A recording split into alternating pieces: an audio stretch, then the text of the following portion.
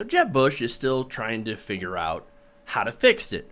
Remember, he rebranded his campaign, Jeb Can Fix It, since Jeb, exclamation mark, didn't exactly catch on. So he's trying to figure out how to fix his campaign because, well, let's face it, he's polling at about 3%, which is funny because there was a recent interview on, I believe it was like ABC or something, where Jeb Bush was like, oh, yeah, I don't mind being, I actually like being behind. I don't like being the front runner. No, I want to go out and earn it. Great. So it's obvious, since he's at 3%, his rebrand hasn't exactly quite worked. His new tough guy image, also, the fact that he said that I eat nails for breakfast. Who eats nails for breakfast? That's dumb. So that didn't work either. So now he goes to another tool in his playbook. And look, let's be honest, that's a literal term. And you're going to see why in this next clip from Fox News. Governor, one of the reasons I was thinking it would be a good question for you was because a lot of people say, your brother also has a lot of popularity, like Bill Clinton has with Democrats, your brother has it with Republicans. Is that something that you think, if he could tell your story as well as you can, if not better, is that something you're considering? Yeah, it is something to consider because he is very popular, and I also know I need to go earn this.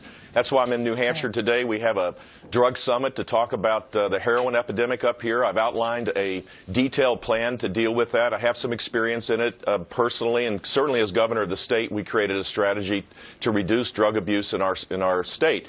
That's what this is about. My brother has been a strong supporter. I love him dearly, and he'll continue to play a constructive role. Oh boy.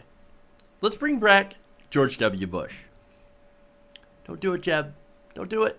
Don't do it. Don't you ever do that. Don't you ever do that. I tell you, don't do it. Don't do it. Don't do it, Jeb. So here's the interesting part. Here's the really interesting part. There was a recent, well, not recent, it was actually done back during the summer. There was a CNN ORC poll that actually asked whether or not people still approve of George W. Bush or not. Remember, he left office at about 32% approval. People were not happy about George W. Bush in 2008.